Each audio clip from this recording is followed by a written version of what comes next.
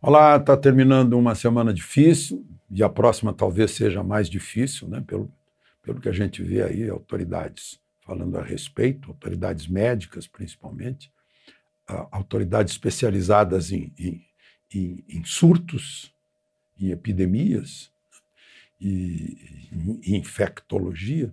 Mas, enfim, eu vou ler para vocês agora o meu artigo desta semana, que os jornais publicaram, 38 jornais publicaram, né? e com os comentários nas entrelinhas.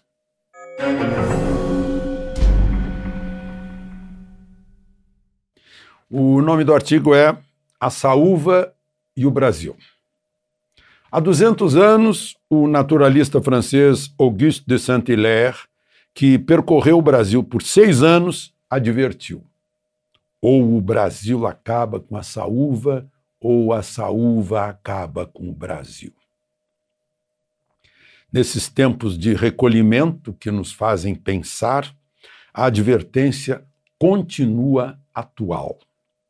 A formiga já está sob controle, mas há muitas saúvas que insistem em acabar com o país. Ainda que depois da devastação, nada mais tenham para se sustentar. Entre elas está a saúva do masoquismo. Não precisamos sofrer para pagarmos nossos pecados e ganhar a vida eterna. Se ficarmos à mercê dos arautos do medo, seremos presa dessa saúva. Intimida e reina. Esse masoquismo, essa saúva, essa coisa de afundar o Brasil, eu chamo de síndrome do escorpião. Aquele escorpião que pegou carona no sapo para atravessar o rio e lá no meio do rio ferrou o sapo e o sapo disse: por que você fez isso? Vamos os dois morrer. E o escorpião responde: é da minha natureza, eu não posso fazer nada. Parece que é da natureza dessas pessoas, vão afundar juntos. Todo mundo vai afundar se o barco afundar. Mas é uma espécie de raiva por algum motivo. Nessa virose, aplaudimos enterros e corruptos e ignoramos heróis. Amir Klink atravessou o Atlântico Sul sozinho, remando, da Namíbia à Bahia, e não lhe caiu um único pedaço de papel picado nas grandes avenidas do Brasil. A professora Eley Batista deu a vida salvando 25 crianças na creche de Janaúba, há 2 anos, mas é uma desconhecida da maioria das escolas brasileiras.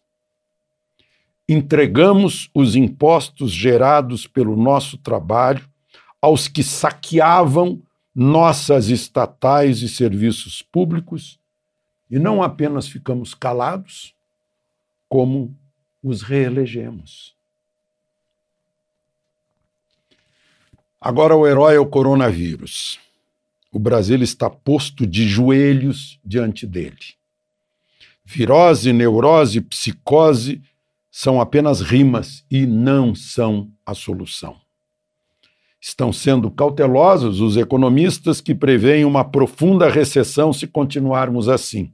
Na verdade, o que estamos semeando chama-se depressão. Sem produção, não há arrecadação para custear a saúde e pagar o funcionalismo. Sem produção, não se pagam impostos, nem credores, nem empregados. Sem caixa, companhias aéreas não pagam combustível e não decolam. Sem dinheiro não se come. E dinheiro não cai do céu, nem vem de graça como o vírus. Municípios com 0 coronavírus foram paralisados por prefeitos com neurose agravada pela proximidade da eleição municipal. Não há soluções simples. A Itália pôs todos em casa e os jovens levaram o vírus para os idosos acamados em domicílio. É preciso proteger os de saúde já debilitada e considerar que o Brasil é um país continente. O que é preciso fazer em São Paulo não será preciso no Pará. eu abro um parênteses para dizer que eu escrevi isso na segunda-feira de manhã. Não foi muito antes de pronunciamento de presidente, de bate-boca com o governador, foi muito antes disso. Esse texto não tem a influência do que aconteceu depois, do que saiu da boca dos políticos, né, de segunda-feira, no fim da tarde em diante. O que é preciso fazer, onde houver um único caso, não será necessário em lugar sem registro algum do vírus. É diferente. Onde há suspeita, onde há sintoma, onde há doentes, onde há idosos, é uma forma.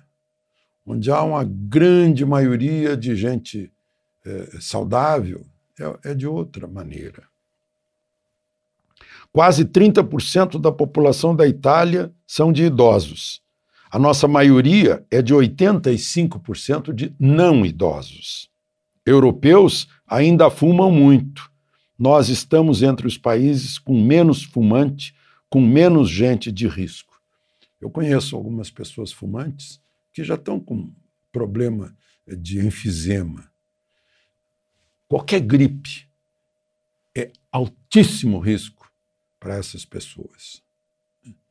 Já pessoas idosas, eu vi um idoso correndo, acho que foi em Fortaleza, correndo na rua, foi entrevistado e ele perguntou, mas qual é o problema de eu estar correndo aqui? Ele tem a minha idade, estava correndo na rua, não tinha ninguém passando vírus para ele, não tinha ninguém atravancando-se com ele.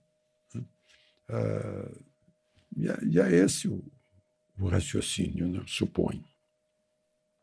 Então, é preciso, a cada dia, avaliar a atividade do vírus e a atividade econômica e dar a ambos a dose certa para preservar os brasileiros. De Brasília, Alexandre Garcia.